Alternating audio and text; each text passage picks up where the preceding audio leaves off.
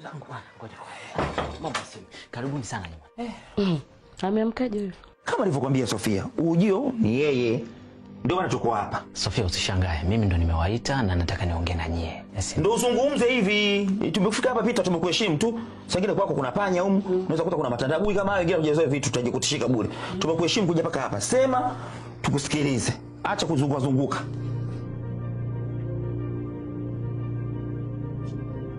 Kama unashindwa tu. Sofia, twende.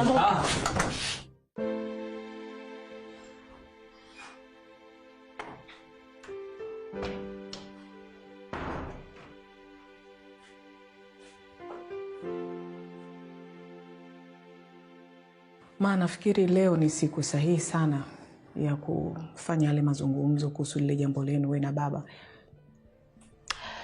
Babako ndo atamua. No mama. Tafadhali naomba msinizungushe. Uliniambia niongee na baba, nimeongea naye. Kaniambia nikwambie wewe sasa utakapokuwa tayari pamoja na Frank ndio tuongee. Frank leo yupo? Kwa nini tusiongee tukamaliza? Ana, hebu niache. I said when your father is ready atawaita. And when is that, mother? When? Mnajua mmeanza kunitisha sasa eh?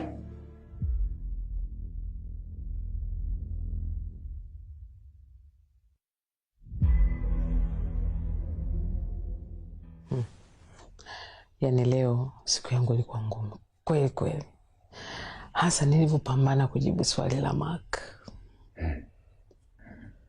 Pole sana mama.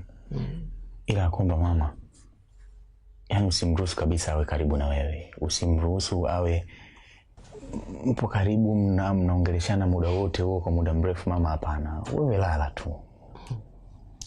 Alafu ujue tu, Mama Seleni amesema pia kumkimbia sana kumkopa sio vizuri.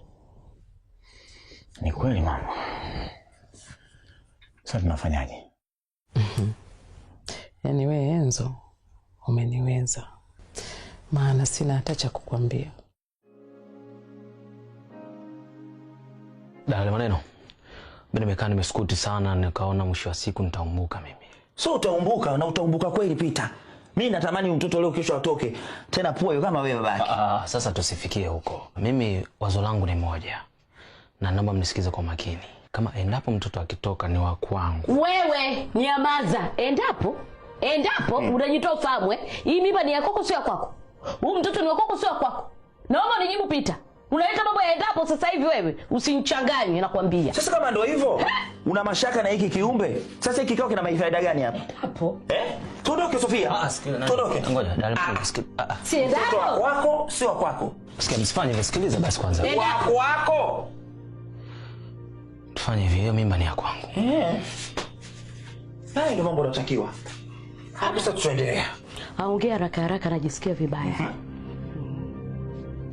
Mbaya zaidi, leo kalijua jina langu.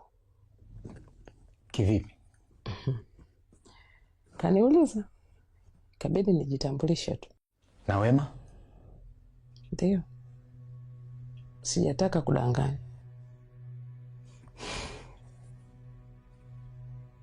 Peter, hebu nyosha maelezo. Mimi mambo kujingata hapa kama kula mahindi ya kuchoma sielewi. Nyosha maelezo. Dale maneno. Mimi nilikuwa na wazo moja. Na liko vizuri tu kwamba kama mtoto akizaliwa, mimi ningeomba sana mamangu aje amchukue ili asione chochote. Hey, Peter, mama yako aje mchukue. Kivipi?